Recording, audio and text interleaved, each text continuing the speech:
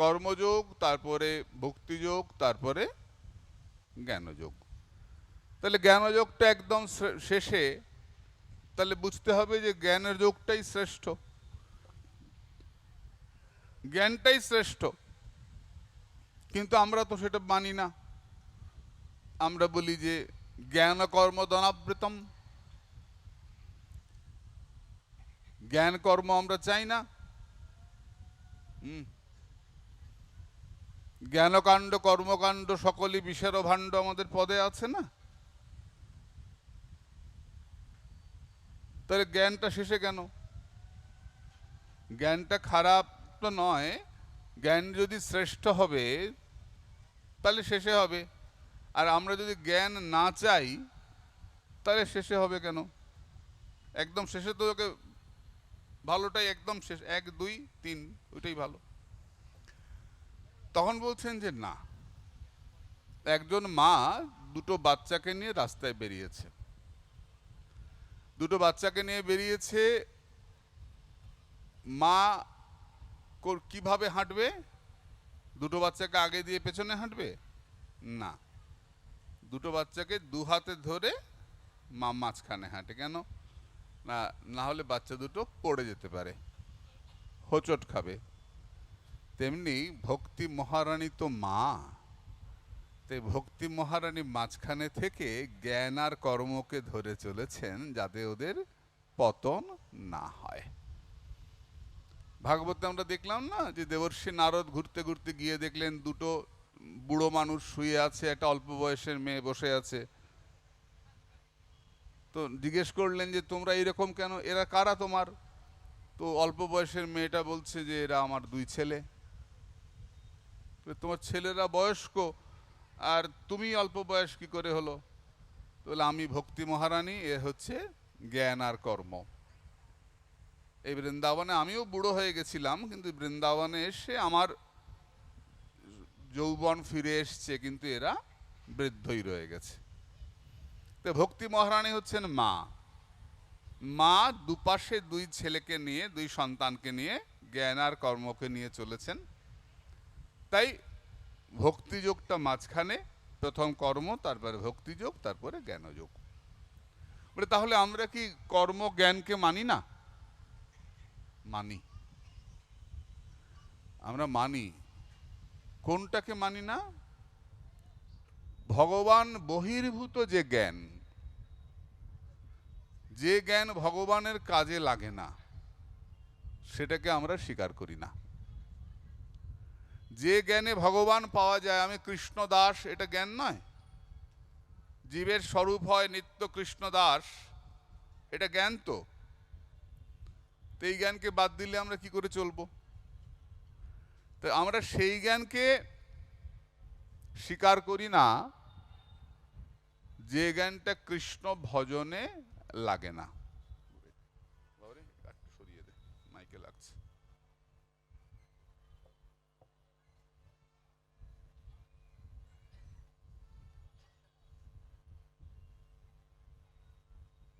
হরে কৃষ্ণ। তুলসী তোলা কাজ নয়, ভগবানের ভোগ রান্না করা কাজ নয়। প্রসাদ খেতে কার না ভালো লাগে? প্রসাদ পেতে ভালো লাগে না? হ্যাঁ, আমার জয়দেব, ডোন্ট ডিস্টার্ব,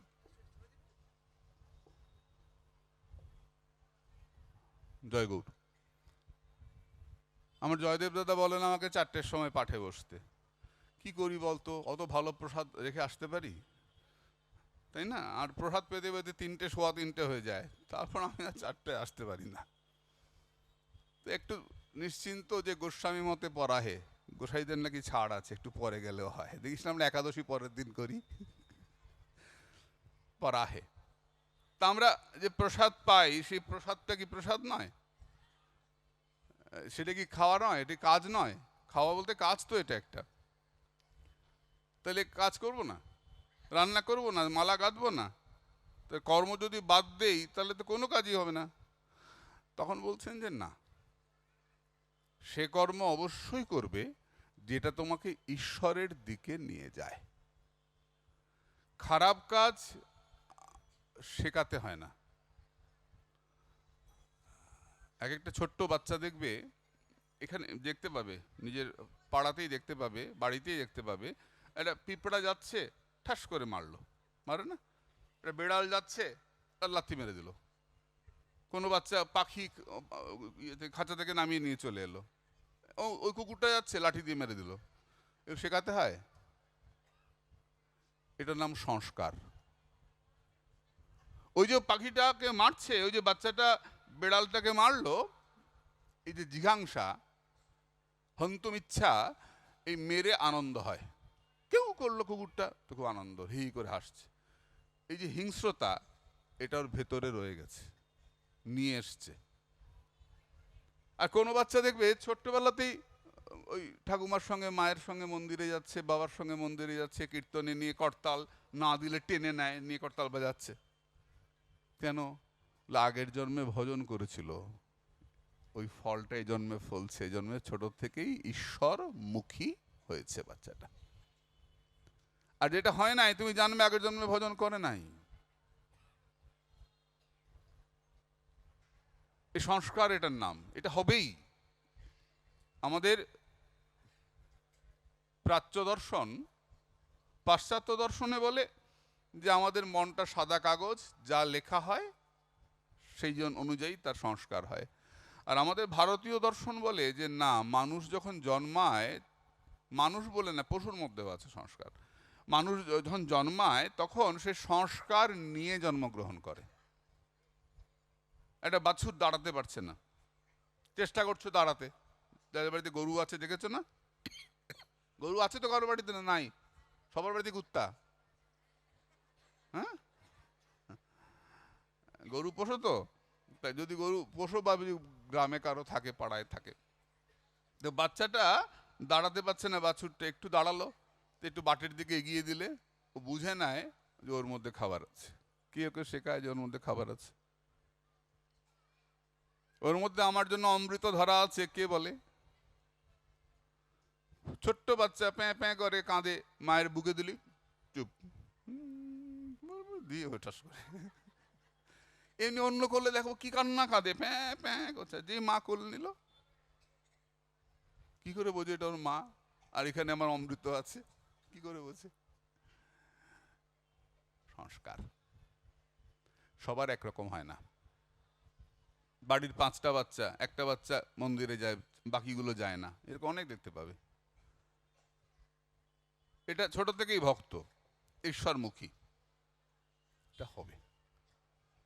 আমরা যে সন্তান লাভ করি, যে বলা হয় না যে মা বাবাকে সাধন করতে বলা হয়, এসসি ভক্তিবেদান্ত স্বামী প্রভুপাদ বলেছেন যে মা বাবা যদি সন্তান গ্রহণের আগে যদি প্রতিদিন রাত্রে 50,000 করে অন্তত নাম করে, বিয়ের পর থেকে 50,000 নাম রোজ করবে, করতে করতে তার চিত্তটা শুদ্ধ হবে, এবং সেই শুদ্ধ চিত্তে যদি সে সন্তান লাভের দিকে এগোয়, তো তার বাড়িতে একটা করে ভক্ত সন্তানের জন্ম হবে, হবেই।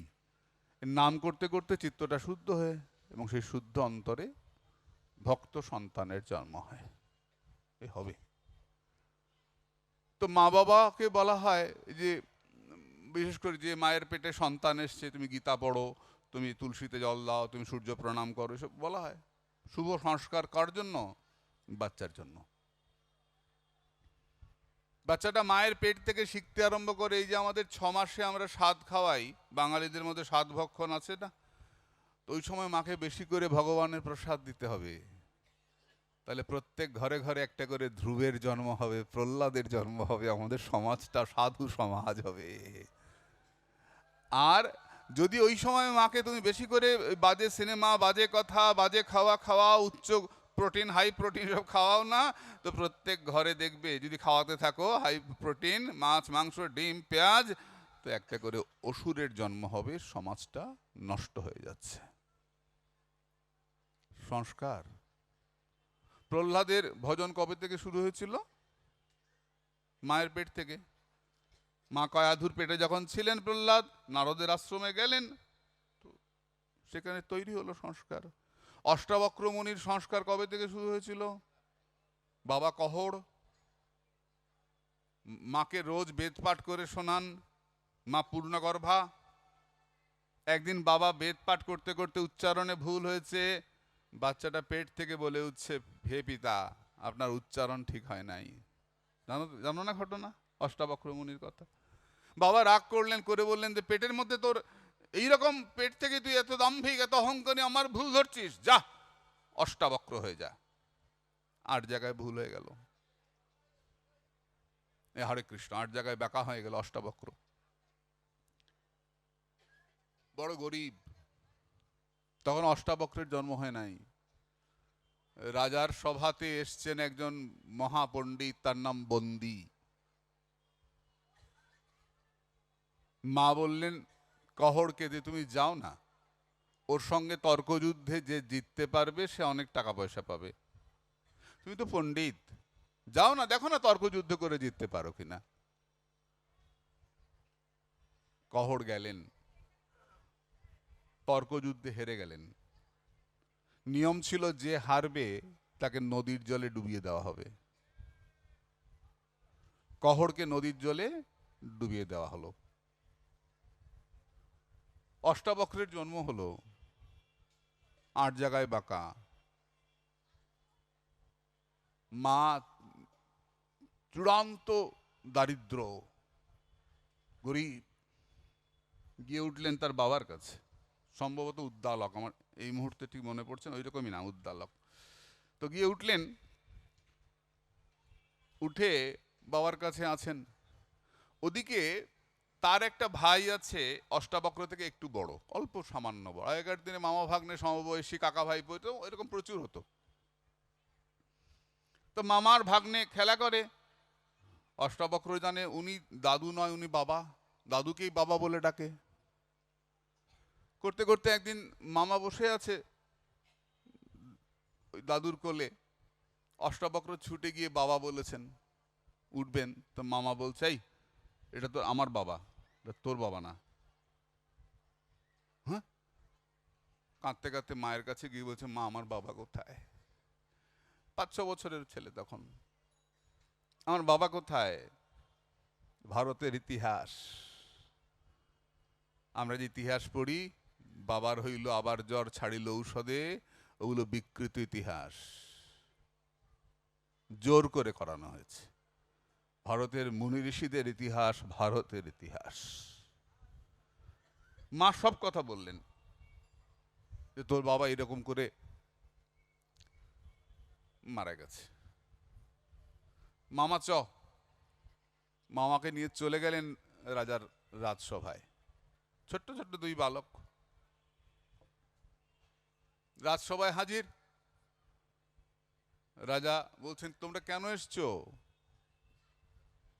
কি চাই বলো বালক, দেখে মনে হচ্ছে ব্রাহ্মণ কুমার, আমার দরজায় এসছো, কি চাই তোমাদের? অষ্টাবক্র বলেন, আমি আপনার ওই পণ্ডিত বন্দির সঙ্গে তর্কযুদ্ধ করতে এসেছি। ওই হাসছে, ওইটুকু বাচ্চা আর অত বড় পণ্ডিত বন্দির সঙ্গে ই করবে? রাজা বলছেন, তুমি জানো যুদ্ধে হারলে কি হবে? তর্কযুদ্ধে হারলে ভারতবর্ষে তর্ককে সম্মান করা হয়, যেন তর্কশাস্ত্র বলে একটা শাস্ত্রই আছে আমাদের। জানি, এই জন্যই এসেছি। কিছুতেই মানে না ওইটুকু ছেলে। যখন বারে বারে বলছে আমি ওই জন্যই এসেছি, আমি তর্কযুদ্ধ করব বন্দির সঙ্গে, তো কি আর করা যাবে? বেশ, পরের দিন তর্কযুদ্ধের আয়োজন।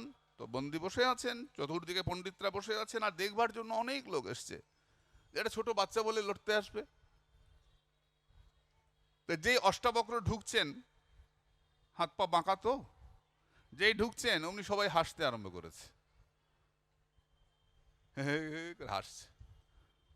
অষ্টাবক্র বললেন, আমি যুদ্ধ করব না। কেন? এই তুমি করবে বলে এসছেন, করবে না কেন? বলে, আমি চামারদের সামনে যুদ্ধ করি না। এত বড় কথা! এই ছেলে, এই তুমি এত বড় পণ্ডিত, সব বসে আছেন, আর এই সমস্ত লোক তুমি সবাইকে চামার বললে? বলে, যারা চামড়াটা দেখে তারা চামার ছাড়া কি? তোমরা আমার বাইরের চামড়াটা দেখছো, কিন্তু আমি তো দেহ নই, আমি তো আত্মা, আমি তো সূক্ষ্ম, আমি তো সরল। পণ্ডিত সমাজ চমৎকৃত, ওইটুকু বাচ্চা বলে কি, বলে অষ্টাবক্র আমাকে বলছো, তোমরা অষ্টাবক্র নও, তোমরা প্রত্যেকে অষ্টাবক্র। বলে কি করে? বলে দেখো, 1 2 ভাঙছে না, 3 4 ভাঙছে না, ভাঙছে তো। তা হাতে 4, পায়ে দেখো একই রকম 4, 4 জায়গায় তো 4 4 8, 8 জায়গায় তো তোমরাও ভাঙা। বলো কে অষ্টাবক্র নয়? তোমরা সবাই অষ্টাবক্র, আমাকে অষ্টাবক্র বলছো? মাথা নিচু হয়ে গেছে। ওইটুকু বাচ্চা। তর্কযুদ্ধ আরম্ভ হলো। অনেক বড় বর্ণনা, আমরা শুধু ঘটনাটা জানি। তার তর্কযুদ্ধে এরকম তর্ক হয়, ইনি বললেন ব্রহ্ম 1, 2 উনি বললেন জীব ব্রহ্ম, এবারে তিনি আসবেন 4, এমনি করে করে করে করে 13। 13তে গিয়ে বন্দি আর বলতে পারলেন না। মানে ইনি যা বলবেন উনি তা খণ্ডন করে আরেকটা বলবেন, উনি যা বলবেন ইনি খণ্ডন করে আরেকটা বলবে। তর্কযুদ্ধ হচ্ছে। 12 অষ্টাবক্র বললেন, 13 বন্দি বলবেন, বন্দি বলতে পারলেন না, আর মাথায় আসছে না 13 কি। চুপ করে গেলেন, হেরে গেলেন। ভারতবর্ষের বড় বড় তাবড় তাবড় পণ্ডিত সব ওখানে উপস্থিত। সর্বনাশ, এখন কি হবে? অষ্টাবক্র বললেন, যুদ্ধের নিয়ম অনুযায়ী যে হারবে তাকে জলে ডুবতে হবে। আমি জিতেছি, মহারাজ উনাকে জলে ডোবান। জিজ্ঞাসা করলেন, কে তুমি? এত বড় পণ্ডিত, তুমি কোথায় শিখেছো এসব জিনিস? এত পাণ্ডিত্য কোত্থেকে এসছে তোমার? বন্দি, আমার বাবা কহড়, আমরা খুব গরিব। কারণ যারা তখনকার দিনে পড়াশোনা নিয়ে থাকতেন তারা অর্থর দিকে তাকাতেন না, যেন বলে লক্ষ্মী সরস্বতী এক জায়গায় থাকে না, বলে না। যারা পড়াশোনা নিয়ে থাকতেন তারা টাকা রোজগারের দিকে তাকাতেন না, পড়াটাই তাদের রোজগার। নবদ্বীপে আছেন বুনো রামদাসের ভিটা এখনো আছে। বুনো রামদাসের কথা আমরা জানি, তেঁতুল পাতা দিয়ে পাতলা টেলটালা রসা করতেন আর ভাত দিয়ে খেতেন। পড়া পড়া পড়া পড়া। আমার গুরু মহারাজকে দেখেছি, প্রভুপাদ আর নিশীথ কুমার গোস্বামী, ওই সামান্য ঘর সামান্যভাবে থাকতেন, পড়া পড়া পড়াই সব, খালি গ্রন্থ পাঠ, গ্রন্থ ব্যাখ্যা, কি পড়াশোনা। হ্যাঁ, আমার বাবা কহড়, আপনার কাছে হেরে জলে ডুবিয়ে দিয়েছেন না আমার বাবাকে, আমি সেটাই শোধ নিতে এসছি। মহারাজ বন্দিকে জলে ডোবান। তখন বন্দি হাসছেন। তাহলে আমি আমার পরিচয় দেই, আমি বরুণ দেবের পুত্র। আমার পিতা বরুণ দেব ওইখানে মস্ত বড় একটা যজ্ঞ করছেন স্বর্গে, কিন্তু ওইখানে ওই রকম পণ্ডিত পাওয়া যাচ্ছে না। স্বর্গে তো শুধু আনন্দ আর খাওয়ার। দেখেছিস না স্বর্গে গেলে কি হয়? কে দেখেছিল? ভানু বন্দ্যোপাধ্যায়, জমালয় জীবন্ত মানুষ, দেখে নিস, স্বর্গে গেছিল, খাওয়া দাওয়া আনন্দ, ব্যাস ঠিক আছে। তো ওখানে পড়াশোনা কই? তো ওখানে পণ্ডিত পাওয়া যাচ্ছিল না, তাই আমাকে পাঠিয়েছিলেন। আমার কাছে যারা তর্ক করতে আসছেন তারা বড় বড় পণ্ডিত, হেরে যাচ্ছেন, আমি পাঠিয়ে দিচ্ছি, জলে ডুবিয়ে দিচ্ছি, ওখানে চলে গিয়ে ওরা যজ্ঞ করছেন। আর বাবা বলেছিলেন, যেদিন আমি হেরে যাব সেদিন জানবে যজ্ঞ সম্পূর্ণ হয়েছে। আজ আমি হেরে গেছি, যজ্ঞ সম্পূর্ণ। হে পুত্র, অষ্টাবক্র তোমার বাবা ফিরে আসবেন।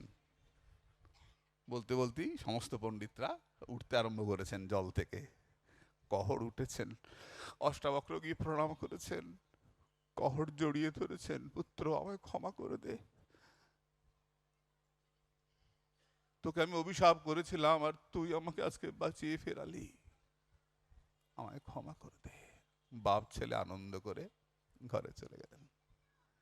এই অষ্টাবক্র কোথায় পড়াশোনা শিখেছিলেন? মায়ের পেটে থাকতে বেদ শুনে শুনে বেদজ্ঞ পণ্ডিত হয়েছিলেন। তাই মা যখন সন্তান সম্ভবা হবেন, মায়ের পেটে যখন সন্তান আসবে, এই প্রত্যেক মাকে একটা করে মুনি ঋষির জন্ম দিতে হবে। মা, মুনি ঋষির জন্ম দিলে আমার ভারতবর্ষ সুন্দর হবে, আমার ভারতবর্ষ জগৎ সভায় শ্রেষ্ঠ আসন লবে। তাই আমাদের মুনি ঋষির দেশ, এটা তপভূমি। ভারতবর্ষের প্রতিটি গ্রাম তপস্থলী। কোথাও বিয়ে করতে বাধা নাই, কোথাও সংসার করতে বাধা নাই, শুধু বলা আছে সাধুর জন্ম দিস, অসুরের জন্ম দিস না। সাধু নিয়ে আসিস জগতে। বলে সাধু মানে বড় দাড়ি, বড় চুল, মাথা নেড়া? না না না, সাধু মানে যে ভগবানকে সার করেছে তাকে বলে সাধু। সারা সার বিবেক চতুর ইতি সাধু। কোনটা সার কোনটা অসার এটা বুঝে যিনি অসারকে বাদ দিয়ে গোবিন্দচরণকে সার করেছেন তিনি সাধু। নিত্যানিত্য বিবেক চতুর ইতি সাধু। কোনটা নিত্য কোনটা অনিত্য এটা বুঝে অনিত্যকে বাদ দিয়ে, মায়ার সংসারকে বাদ দিয়ে যিনি নিত্য গোবিন্দচরণকে সার করেছেন তিনি সাধু। তাই মাগো, তোমাদের সংখ্যাই তো এখানে বেশি দেখছি, বাবাদেরকেও বলি যারা আছেন, সবাই সাধুর মা হও। বলে এখন তো সাধুরা আসছেন না। আসছেন, ঠাকুর রামকৃষ্ণ পরমহংসদেব আর আসছেন? দেখেছো কোথাও আসতে? স্বামী নিগমানন্দ আসছেন, রাম ঠাকুর আসছেন, ঠাকুর অনুকূলচন্দ্র আসছেন? বলো না আরেক জায়গায় অনুকূলচন্দ্রের জন্ম হয়েছে। তারা এসে গেছেন, আমরা তাদের ওই চিন্তা নিয়েই আছি। তিনি এই বলেছিলেন, তিনি ওই বলেছিলেন। আর সাধুরা আসছেন না। কেন আসছেন না? তারা আসবার জন্য অপেক্ষা করে আছেন, কিন্তু আসবার জন্য তারা যোগ্য মা বাবা পাচ্ছেন না। যে মা সারাদিন মোবাইল নিয়ে থাকে সে মায়ের ঘরে তো আর চৈতন্য মহাপ্রভু আসে না। যে বাবা দিনরাত সিগারেট মদ খাচ্ছে, চুরি করছে, অসৎ উপায় অর্থ রোজগার করছে, সে ঘরে তো আর ভগবান রামচন্দ্রের আবির্ভাব হয় না। ওই নন্দের ঘরেই কৃষ্ণ আসে, যশোদার পেটেই কৃষ্ণ আসে, যার তার ঘরে আসে না। তাই মা বাবা পাচ্ছেন না বলে সন্তরা আসছেন না। অসুরের সংখ্যা বেড়ে যাচ্ছে। অসুরের সংখ্যা বেড়ে যাচ্ছে কি করে বুঝলে? ওই দেখবি আগে মা দুর্গার পায়ের কাছে একটা মহিষাসুর থাকতো, এখন দুটো তিনটে করে থাকে। লক্ষ্য করে দেখিস, তাই না? এই দু তিনটেকে মারতে গিয়ে মায়ের দেরি হয়। এখন আর বিজয়াতে দশমীতে বিসর্জন হয় না, এখন কদিন পরে বিসর্জন হয়। কেন? অতগুলো অসুরকে মারতে হয় না, মেরে যেতে যেতে দেরি হয়ে যায়। মায়ের পায়ের কাছে এখন অনেকগুলো করে অসুর। কেন? অসুরের সংখ্যা বাড়ছে তো, সমাজটা অসুরে ভরে যাচ্ছে তো। কে কাকে পারছে ঠকাচ্ছে, যে যাকে পারছে টাকা রোজগার করছে, যে কাকে পাকে হত্যা করছে, মিথ্যা কথা বলছে। পাপ আবার কি পাপ? কিসের পাপ? পাপ গায়ে লেগে আছে। মানুষের মধ্যে মান্যতা কমে যাচ্ছে, ছেলে মেয়েগুলো অবাধ্য হচ্ছে। হচ্ছে কিনা মা? আমরা ছোটবেলা কোথাও বেরোতে হলে মা বলতেন, কোথায় যাচ্ছ? মা এই বন্ধুর বাড়ি, সন্ধ্যের মধ্যে আসবে। ওই সন্ধে লাগতে লাগতে ছুটতে ছুটতে ঘরে এসছি। বড় হওয়ার পরেও দেরি হলে কৈফিয়ত দিতে হয়েছে যে কেন দেরি হচ্ছে। এখন বাচ্চাদের জিজ্ঞেস করে দেখো, কোথায় যাচ্ছ? অত তোমাকে কেন বলবো কোথায় যাচ্ছি? সব তোমাকে বলতে হবে? দেখ, সমাজটা মান্যতা। সকালে উঠি আমি মনে মনে বলি, সারাদিন আমি যেন ভালো হয়ে চলি। বলেছিলাম না, আমরা পড়েছিলাম না?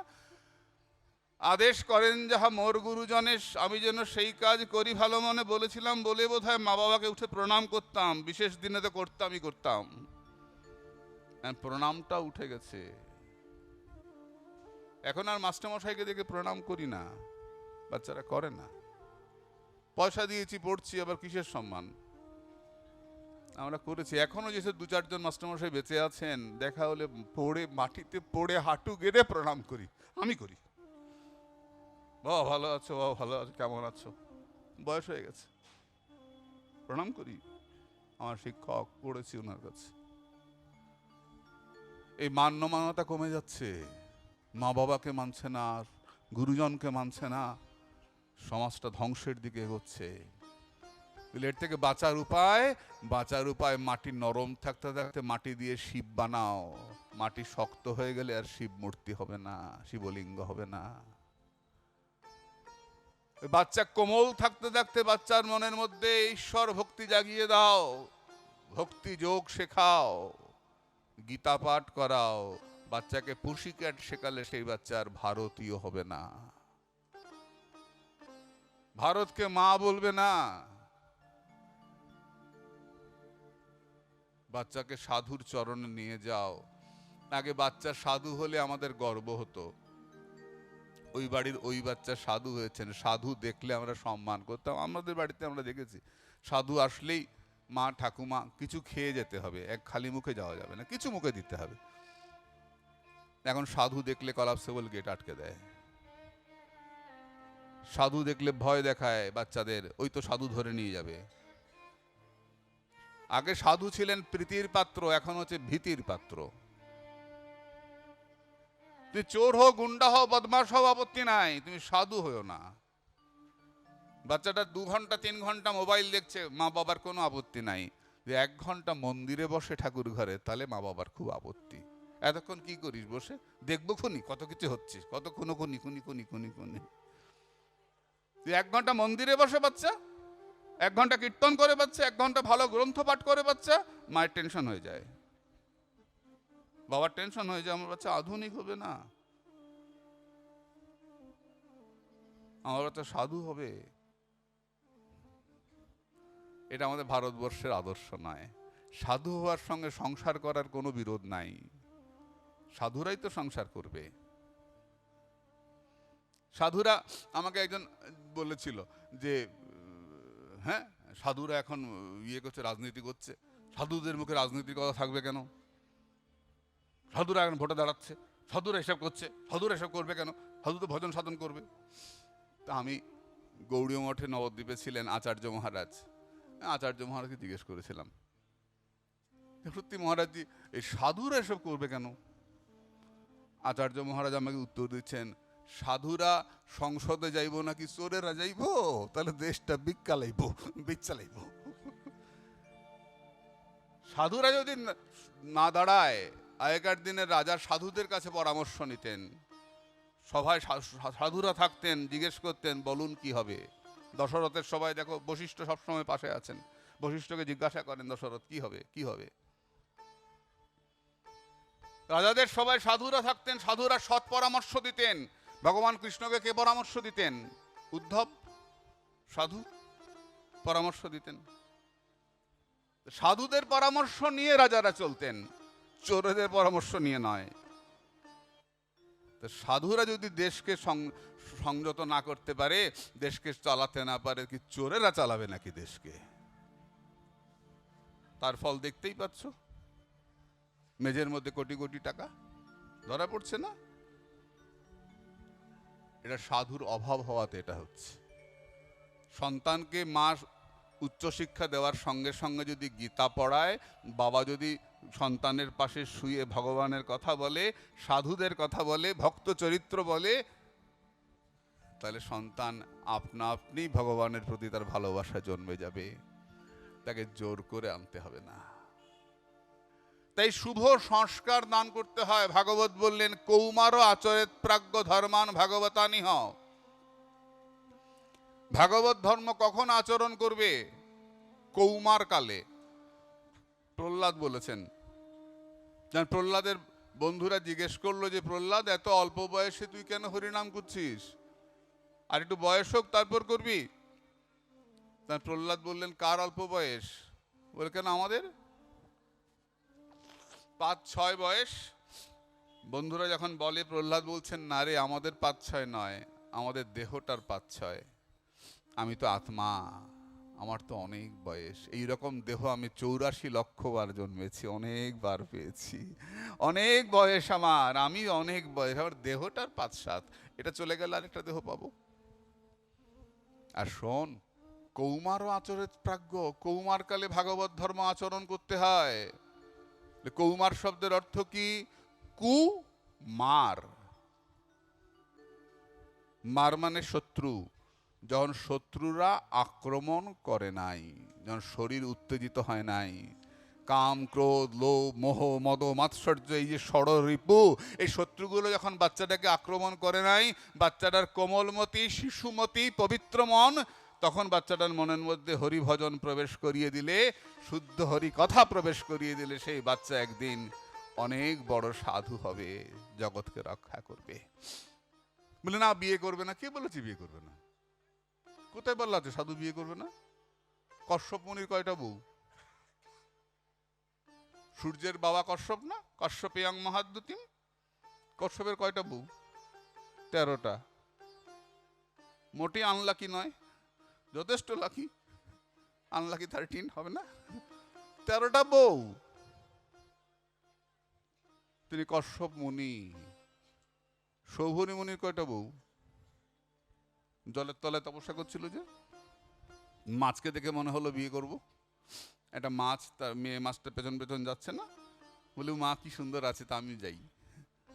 চলে গেলেন রাজার কাছে, গিয়ে বললেন তোমার মেয়েদের বিয়ে করবো, তোমার মেয়েকে। রাজা দেখছে মাগো গায়ে কি শ্যাওলা, জলের তলায় ছিল তো, তখন তো আর বডি লোশন টোশন মেখে আসে নাই, তাই না? তোর মাখিস টাকিস যে তো মাখে নাই, জলের তলা থেকে সোজা হয়ে চলে এসছে।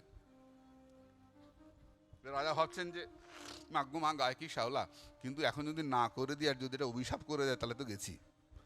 কারণ মনির তো পাওয়ার আছে, তো জলের তলায় তপস্যা করেছো, তপস্যক্তি তো হয়। তপস্যা করতে করতে, মন্ত্র বারবার উচ্চারণ করতে করতে একটা শক্তি আসে শরীরে। মহাপুরুষদেরকে এমনি হয় নাকি? তার জন্য সাধন লাগে। তো রাজা বললেন ভেতরে যাও, কোনো মেয়ে যদি তোমায় পছন্দ করে তাহলে সেই মেয়েকে বিয়ে করো। আমার সাধু ভেতরে গেলেন, রাজা ভাবছেন কি জানি ভেতরে কি হচ্ছে কে জানে, যা শ্যাওলা সারা শরীরে। ওমা একটু পরে দেখি মুনি আগে আগে যাচ্ছেন, পেছনে 50টা মেয়ে লেফট রাইট করে চলে যাচ্ছে। বলি মা এটা কি করে হলো রে, 50টা মেয়ে মালা দিয়ে দিয়েছে? বলে হ্যাঁ কেন? সাধু ভেতরে গিয়ে যোগ বলে এত সুন্দর পুরুষ হয়েছে, কোথায় লাগে তোদের 6 প্যাক, হয়তো 8 প্যাক হয়ে গেছে বা কিছু একটা হবে, জানি না ভেতরে কি হয়েছে, এমন সুন্দর চেহারা হয়েছে যে 50টা মেয়ে মালা দিয়ে দিয়েছে। জয়নি তাই। তাই বলে কি তিনি মুনি হন নাই? সৌভরী মুনি। মনে হয়েছে বিয়ে করেছেন, চলো ঠিক আছে। কর্দম ঋষি নদীর ধারে তপস্যা করছেন, ভগবান নারায়ণ এসে বললেন ও ঋষি কি চাও? সুন্দর ছেলে, বলে সন্তুষ্ট হয়েছি, কি চাও? বলে বউ চাই। সরাসরি কথা। ভগবানের কি ঠেকা দেয়, বউও জোগাড় করে দেয়। হ্যাঁ, বউও জোগাড় করে দেয়। বলে বউ চাই। ভগবান বললেন ঠিক করে রেখেছি। বলে কে? বলে মনুর কন্যা দেবহূতি। তো মেয়ের বাপের কাছে খবর কে দেবে? ওই যার টোটো ভাড়া লাগে না। কার? দেবর্ষী নারদ। টোটো ভাড়া লাগে? লাগে না। সোজা গিয়ে হাজির বাপের কাছে, তোমার মেয়ের জন্য ভালো ছেলে। বলে ছেলে কি করে? বলে সন্ধ্যা করে আহ্নিক করে জব করে নদীর ধারে। এখনকার শ্বশুর হলে দেবে, মেরে তাড়িয়ে দেবে, পুলিশ ডাকবে। বলে আমার ছেলে সাধুর সঙ্গে আমার মেয়েকে বিয়ে দেবো? ছেলে সাধু, দেবেই না। বলে ছেলে কি করে? বলে বড় চাকরি করে। কত মায়না পায়? বলে 1 লাখ পায়, বা হাতে আরো 3 লাখ পায়। বলে ও দিতেই হবে, একটা শিক্ষিত চোরের সঙ্গে আমার মেয়ের বিয়ে হবে। কি খুশি না শ্বশুর এখন। যে শীত কেটে চুরি করে সে চোর, আর যে টেবিলে বসে চুরি করে সে চোর নয়, সে আরো বেশি খারাপ। যে শীত কেটে চুরি করে সে অশিক্ষিত চোর, আর যে টেবিলে বসে চুরি করে, এসি রুমে বসে চুরি করে, সে শিক্ষিত চোর। এখন তো শ্বশুর মশাই শাশুড়ি খুশি হবেন, ও মা ডান হাতে 1 লাখ বা হাতে 3 লাখ, আহা কি গর্ব। আর এই চুরির পয়সা যদি সাধুদের দেয়, সাধুদের ক্ষতি হয়ে যায়, জানো তো? অসৎ অর্থ সাধুদের কাছে গেলে সাধুদের ক্ষতি করে দেয়, ওই পাপটা তার মধ্যে যায়। ওই এসে দিয়ে গেল বড় টাকার বান্ডিল, আর ভাবলাম যে খুব খুশি, তার সঙ্গে পাপও এলো। কিন্তু এই পাপটা কিভাবে যাবে? এই যে শরীর খারাপ করে, এই যে ঘুরে আসলাম ডাক্তারখানা থেকে, এই পাপের পয়সা নিয়েছি, এই যাচ্ছে ডাক্তারের পেছনে, এর নাম ভীষক দণ্ড। এই জন্য এই সাধুদের কষ্ট হয়, গুরুদেবদের এত কষ্ট হয় না, যে পুরোহিতদের কষ্ট হয়, এই অসৎ পয়সা আসে। তুমি এমনি চলে আসবে দক্ষিণা নিয়ে, আর পাপ আনবে না, তা হবে না। কি বাবা, ওই দক্ষিণা দাও, সৎ পয়সা দিও, যাও যাও যাও, দেবে দেবে, হ্যাঁ কি খুশি দেখ। না দণ্ড হবে কিনা কে জানে, দেখ দণ্ড হয়, বিষক দণ্ড। এই ডাক্তারের পেছনে পয়সা যায়, বদ্যির পেছনে পয়সা যায়, এমনি হয়ে যাবে নাকি রে? এত সস্তায় ছাড় পাবে নাকি? বলে ও ওই মন্দিরে 5 লাখ টাকা দিয়ে দিয়েছে। কিসের টাকা, কিভাবে এসছে? যিনি গ্রহণ করেছেন তিনি এমনি ছাড় পাবেন নাকি? পাবেন না, ক্ষতি হয়ে যায়, ভয়ঙ্কর ক্ষতি হয়ে যায়। তা ওই আমরা একটা ঘটনা মনে পড়লো, যে সাধু গেছেন মন্দিরে, বৃন্দাবনেও আছে এটা। তা মন্দিরের পূজারী সন্ধ্যা হয়ে গেছে, তালা দিচ্ছেন। তো সাধু কি উপস্থিত, আমি একটু থাকতাম রাত্রে, থাকুন। কি প্রসাদ পাবো? পুরোহিত বলছেন আমি তো অনেক দূরে বাড়ি, আমি তো চলে যাব, এখানে একটা ভুজ্জি রাখা আছে, আপনি ভুজ্জিটা রান্না করে নিজে রান্না করে খেয়ে নেবেন। পুরোহিত চলে গেলেন, সাধু ভুজ্জি রান্না করলেন, রান্না করে প্রসাদ পেলেন। রাত্রে ঘুমিয়ে আছেন, তাকিয়ে দেখছেন তালার চাবিটা পাশে ঝুলছে। উঠলেন, তালা খুললেন, ঠাকুর ঘরে ঢুকলেন, সব সোনাদানা গুটিয়ে, ঠাকুরের অলংকার সব নিয়ে পোটলা করে সকালের আগে চলে গেলেন সাধু। সকালে পুরোহিত এসছেন, এসে দেখছেন যে সব চুরি হয়ে গেছে। গ্রামের লোক ভিড় করে ফেলেছে, হায় হায় সাধু তো না, চোর তো দেখি, চোর চোর চোর। সাধু সকালবেলা চলতে চলতে এক জায়গাতে পোটলাটা রেখেছেন, দিয়ে মাঠে গেছেন, মাঠ থেকে এসে স্নান করে উঠে সন্ধ্যাহ্নিক করেছেন। সন্ধ্যাহ্নিক করে মনে করছেন, আরে যা, আমি চুরি করলাম কেন? আমি তো রাত্রে ওখানে থাকতে গেছিলাম, আমি চুরি করলাম কেন? উনি সোনার পোটলাটা নিয়ে আবার মন্দিরে হাজির। মার মার মার, বলে দাঁড়া, চুরি যখন করেছি মারবি তো বটেই। আগে বলো, কালকে যে আমি ভুজ্জিটা খেয়েছিলাম রান্না করে, ভুজ্জিটা কোত্থেকে এসেছিল? খোঁজ নিয়ে দেখা গেল ওই গ্রামে একটা চোর মারা গেছে, চোরের সেদিন শ্রাদ্ধ ছিল, আর ওই চোরের ওই ভুজ্জিটা চোরের বাড়ির থেকে মন্দিরে এসেছিল আগে, আর সেই ভুজ্জি গ্রহণ করে সাধু চোর হয়ে গেলেন।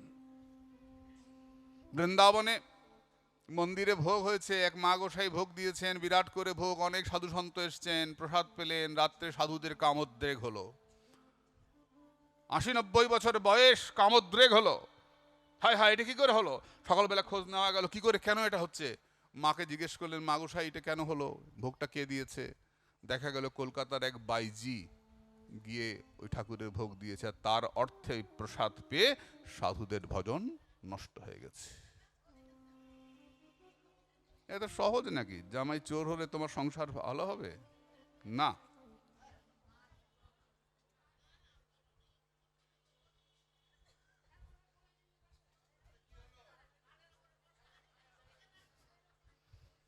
মাগো এইখানে এরকম করতেছো, বাড়িতে যে কি করো? না ঠিকই আছে। আচ্ছা মা, আচ্ছা মা, হয়েছে, বুঝে ফেলেছি।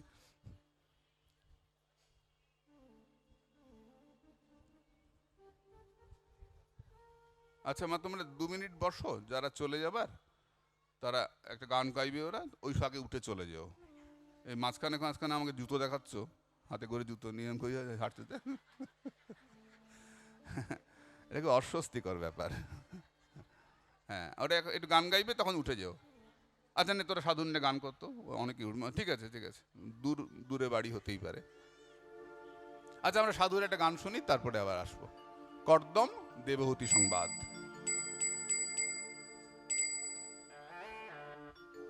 হ্যাঁ মা, জুতোটা হাতে নিয়েছো তো? হ্যাঁ যাও, হ্যাঁ ঠিক আছে। बोली संत भगवान की जय। मेरा तार हरि से जोड़े ऐसा कोई संत मिले, हो ऐसा कोई संत मिले, ऐसा कोई गुरु मिले, हो मेरे मन का रास्ता मोरे ऐसा कोई संत मिले, मेरा तार हरि से जोड़े ऐसा कोई संत मिले, मेरा तार हरि से जोड़े ऐसा कोई संत मिले, मेरा तार प्रभु से जोड़े ऐसा कोई संत मिले, मेरा तार हरि से जोड़े ऐसा कोई संत मिले। जय हो ऐसा सद्गुरु कोई की। संत मिले, ऐसा कोई गुरु मिले, ऐसा कोई संत मिले, ऐसा कोई गुरु मिले, ओ मेरे मन का रास्ता मोरे ऐसा कोई संत मिले,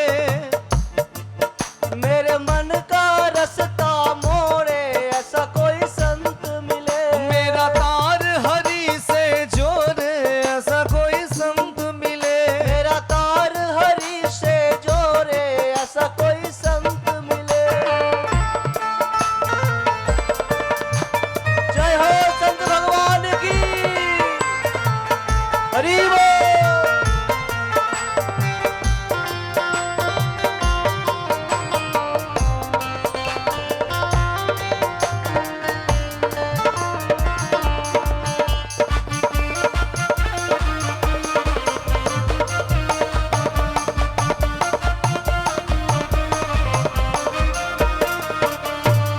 संत दरस के बड़े महात्मा, संत दरस के बहुत महत्व संत में, दरस के बड़े महात्मा, संत दरस के बड़े महत्व में, दुर्लभ जग में संत समागम, दुर्लभ जग में संत समागम, हो दुर्लभ जग में संत समागम, दुर्लभ जग में संत समागम, मेरे मन के भ्रम को तोड़े ऐसा कोई संत मिले, मेरे मन को भ्रम को तोड़े ऐसा कोई संत मिले, मेरा तार प्रभु से जोड़े ऐसा कोई संत मिले, मेरा तार प्रभु से जोड़े ऐसा कोई संत मिले।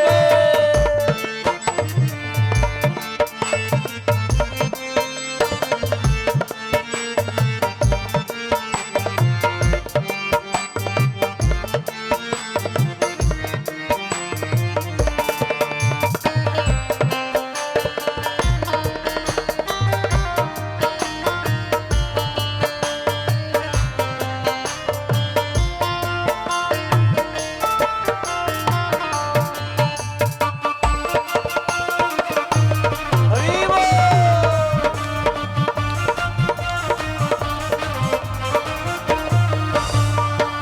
माया से जो दूर हटाए, माया से जो दूर हटाए, ओ माया से जो दूर हटाए, माया से जो दूर हटाए, मन का जो अज्ञान मिटाए, मन का जो अज्ञान मिटाए, ओ मन का जो अज्ञान मिटाए, मन का जो अज्ञान मिटाए, मेरे अवगुण सारे तोरे ऐसा कोई संत मिले, मेरे अवगुण सारे तोरे ऐसा कोई संत मिले, मेरा तार हरि से जोड़े ऐसा कोई संत मिले, मेरा तार हरि से जोड़े ऐसा कोई संत मिले। हरि बोल।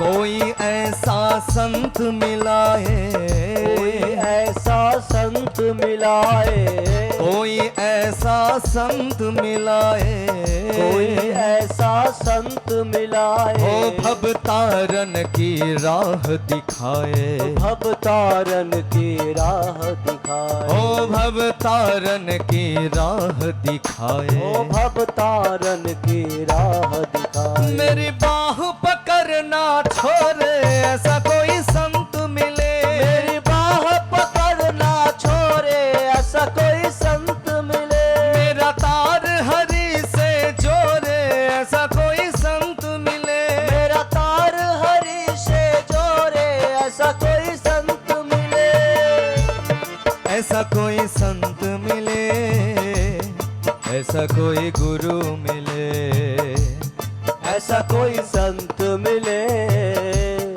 ऐसा कोई गुरु मिले। ओ मेरे मन का रसता मोरे, ऐसा कोई संत मिले, मेरे मन का रास्ता मोरे, ऐसा कोई संत मिले, मेरा तार हरि से जोड़े, ऐसा कोई संत मिले, मेरा तार हरि से जोड़े, ऐसा कोई संत मिले, मेरा तार प्रभु से जोड़े, ऐसा कोई संत मिले, मेरा तार प्रभु से जोड़े, ऐसा कोई संत मिले, मेरा तार हरि से जोड़े, ऐसा कोई संत मिले, मेरा तार प्रभु से जोड़े, ऐसा कोई संत मिले, मेरा तार प्रभु से जोड़े, ऐसा कोई संत मिले, मेरा तार प्रभु से जोड़े, ऐसा कोई संत मिले।